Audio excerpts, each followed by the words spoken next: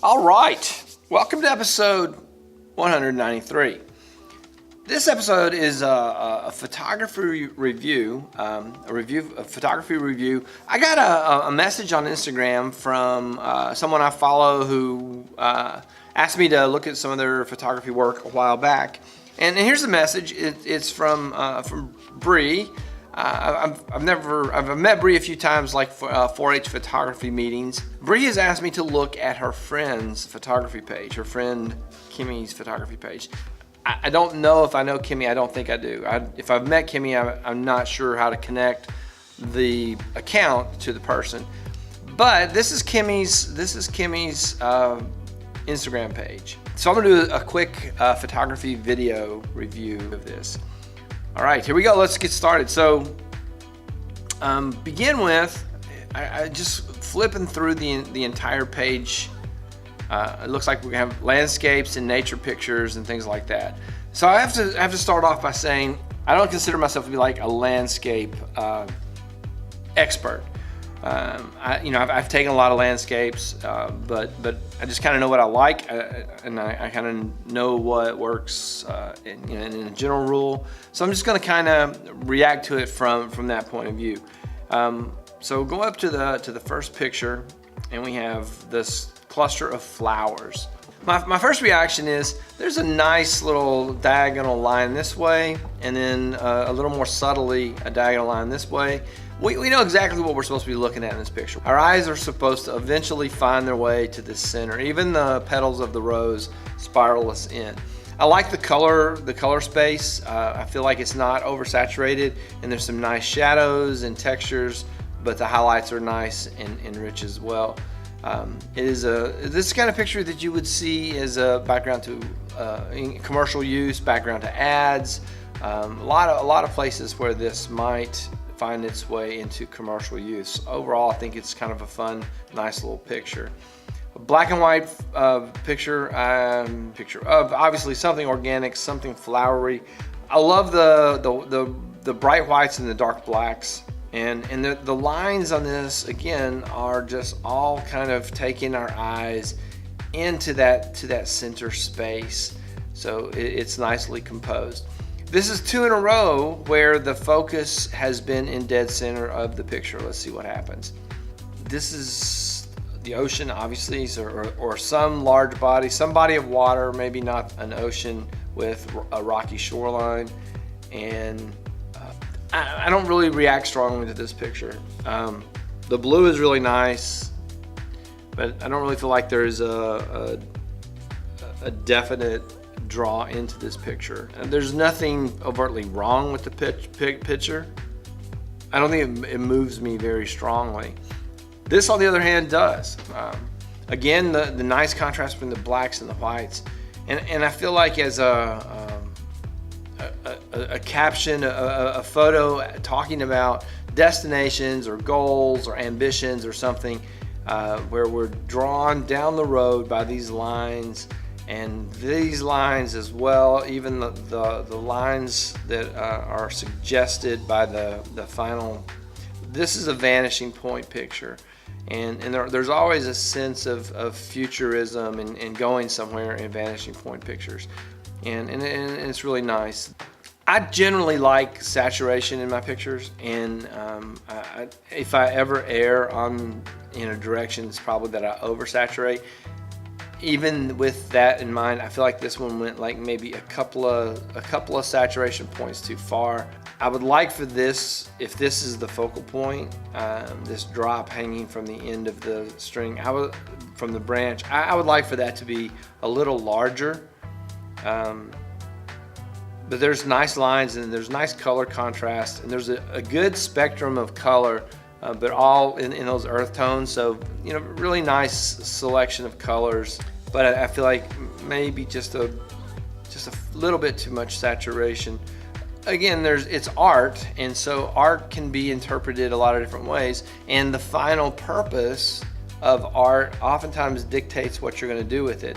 So, as a single picture in an Instagram list, it might be surprising that it's so saturated, but as a piece in a a gallery display, it might fit perfectly. So beautiful sunset, sunrise picture over probably Lake Michigan. And we have, if you believe in the rule of thirds, this horizon line somewhere around here somewhere, one of these lines is going to hit that rule of third real nicely. So it gives a strong composition if you are a rule of thirds follower. I like the strength of the darks in the clouds and along the shoreline. And it has almost a high definition feel without, I don't feel like it has, sometimes the high definition process will introduce some noise and some artifacting. I don't feel like that's present. And some people could argue that it's too saturated, or other people may want to saturate it even more. It is on the line of being highly saturated, but it's also a beautiful sunset, and it very well could have had that much saturation in the sky. That would not surprise me. It looks really nice on the water, and so another thumbs up on this one. Next, we have a lighthouse in Michigan.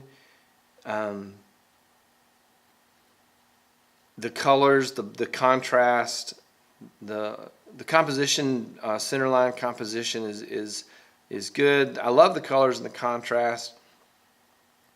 I almost feel like I would like the looking up aspect of this picture to be more intentional, like to have gotten some half again as close and make that looking up an obviously intentional piece of the composition, to give more of a stronger looking up perspective, or if possible to have gotten back further so that the lighthouse isn't leaning away as much. But the shading and the contrast is really strong and really makes a very, very satisfying experience through the clouds and through here.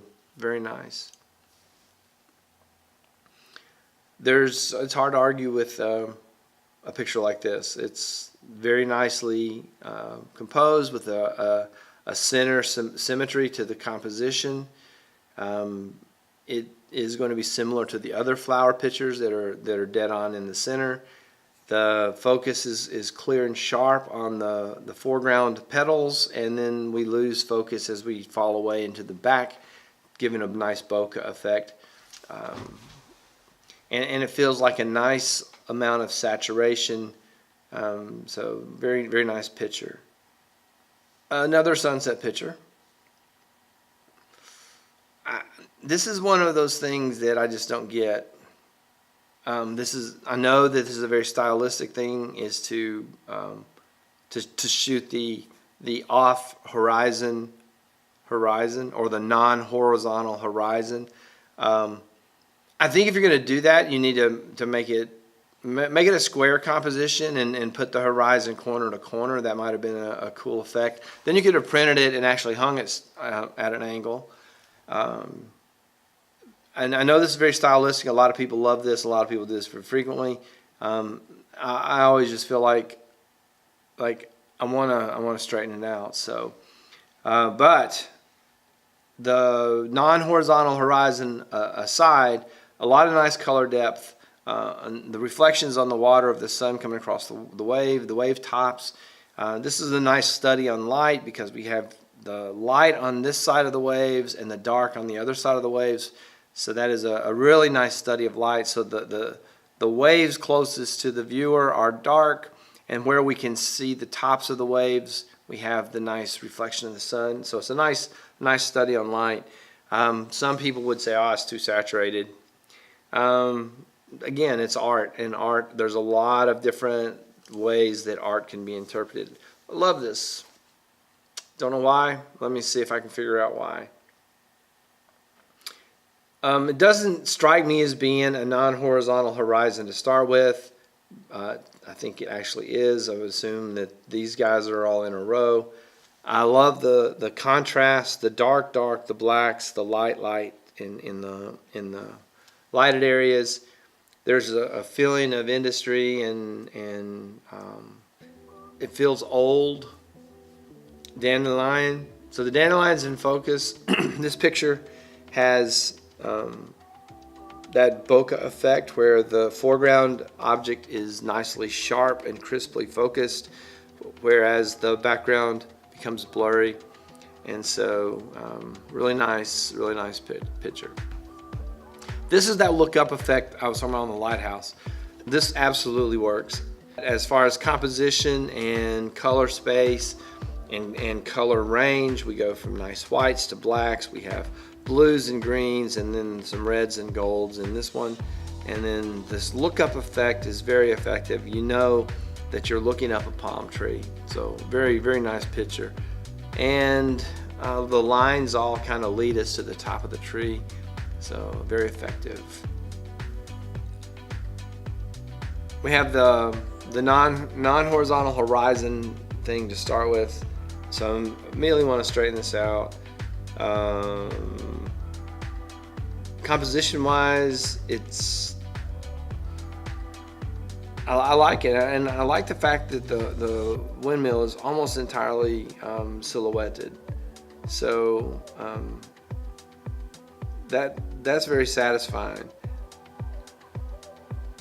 And here we get a vanishing point effect, and we get a rule of thirds effect, and then we have all these lines are converging into this space. And another rule of thirds composition technique is to line the important things on either this line, one of the horizontal or vertical lines, and so we end up with everything kind of moving us into this line here. The darkness here, the light here, all of this is moving us. So this is a picture that ultimately makes us very welcomed into this space. And central composition flower with blurry background, good solid sharp focus.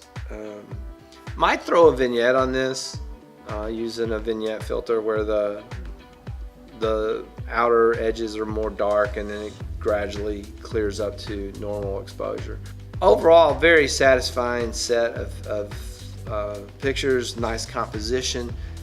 Looked at as a whole, there's a nice sense of what is this Instagram about, and I think the photographer needs to absolutely keep taking pictures and keep working the skills, learning to use a camera, all the things that they have done up to this point.